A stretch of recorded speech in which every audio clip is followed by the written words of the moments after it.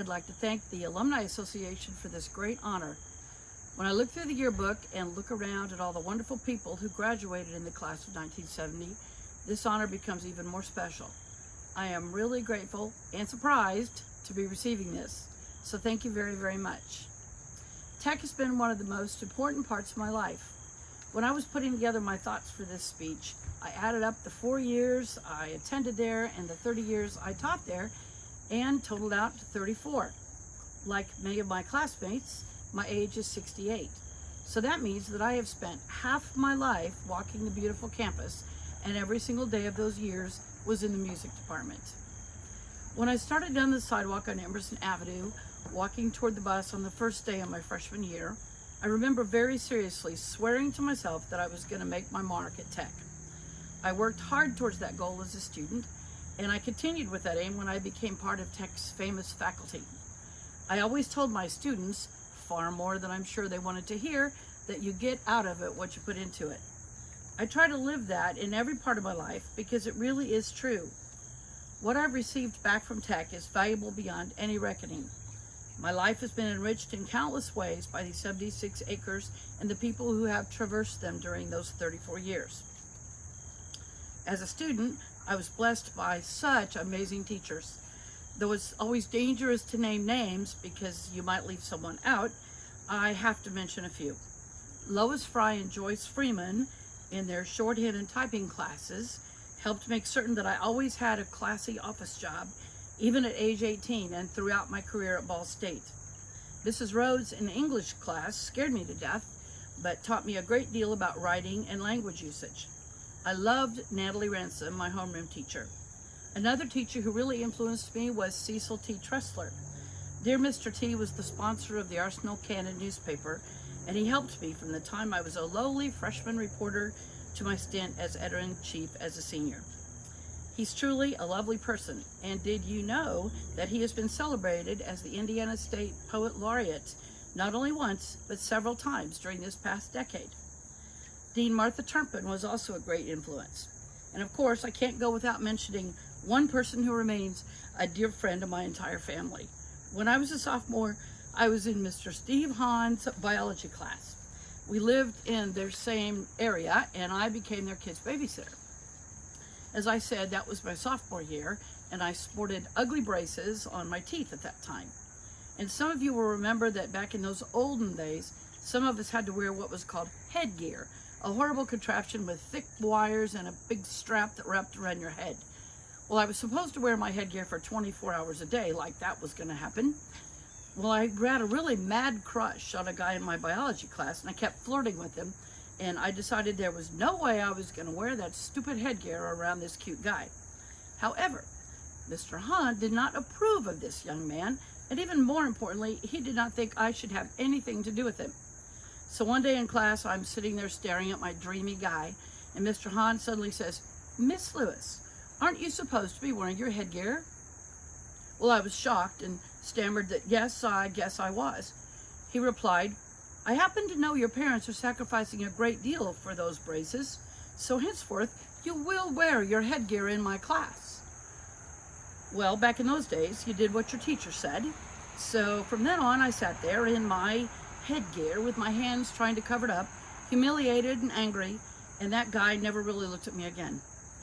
Instead, I watched across the room while the man of my dreams flirted with my best friend. Whenever I see him today at gatherings, Steve Hahn never fails to remind me how he saved me from that horrible boy. And I must say to Steve, thanks for looking out for me. My life was much better without him, just like you knew all along. And finally, I must give a special thank you to the people who were unknowingly guiding me into my future. Music teachers Sandra Fanning and William F. Moon especially were single-handedly the biggest influence on my professional life. I'm so grateful for their examples and their inspirational influence. Back in 1993, we were able to get the cafeteria music building designated officially as Moon Hall. That was a small way to celebrate someone who loved Tech and always gave his students his very best. In my 30 years of teaching music, choir, and theater at Tech, I had the good fortune to work with the most amazing faculty ever. I don't want to list them, I'd be sure to leave out somebody important, but I truly believe this honor would not be mine without the help and influence of several people that I need to acknowledge. First, Mr. Stan Meeks. Stan and I directed many, many musicals and plays together, plus the infamous faculty staff musical was his brainchild, and we had a blast directing those together for many years.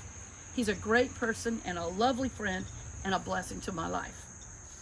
Mr. Troy Hemmon and I shared homecoming responsibilities for about 2 decades, in addition to being senior class co-sponsors for 12 years together. We had a lot of fun, and we were a great team, and I miss him. Most important, the dream team, as we've been called by many students and their parents. My fellow music faculty members, Beth Aubrey-Meyer, Candy Brown-Wiley, and Giselle Dollinger, made every day a joy. Stephen Taylor, one of our past students who now stars on Broadway as the Lion King, calls us his mentors. Our music department was filled with energy and excitement, and creative ideas just exploded all the time.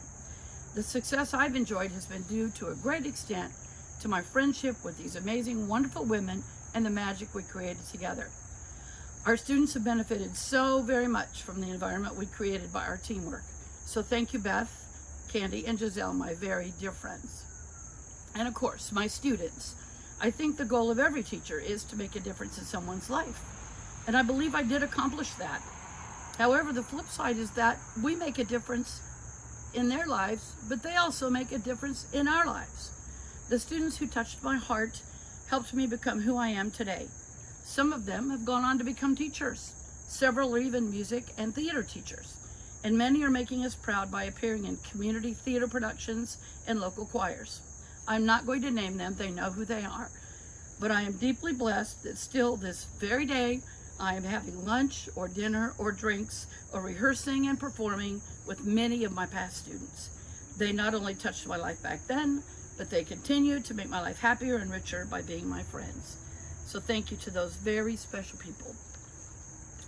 All the years of devotion I put into tech could not have been possible without my family. My parents and siblings, every one of whom has a tech diploma, have always been very loyal to the Titan family. During my dad's stint on the IPS school board in the 1970s, he made sure that his community service on that board directly benefited tech. The auditorium, the media center, and the swimming pool gym all bear his name on the dedication plaques. My parents have been very generous with their money and time to tech, from giving scholarships, giving me donations when I needed it for costumes or something else, and my mom continues that.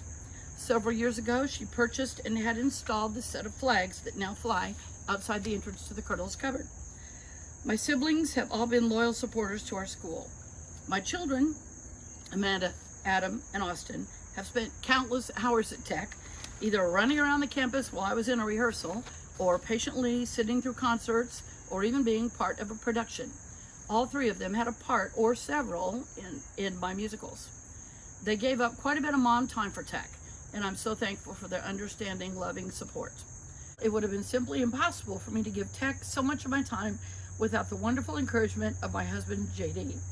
His patience and interest allowed me to be as creative as I could and to put in the time I needed to achieve the excellence we wanted, and he still puts up with me doing Titan activities. I'm more grateful to him than words can tell.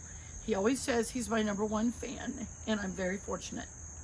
Thanks again for giving me this great honor of Alumni of the Year. I confess that I cried when the board president informed me of it, and I'm still in shock over my selection.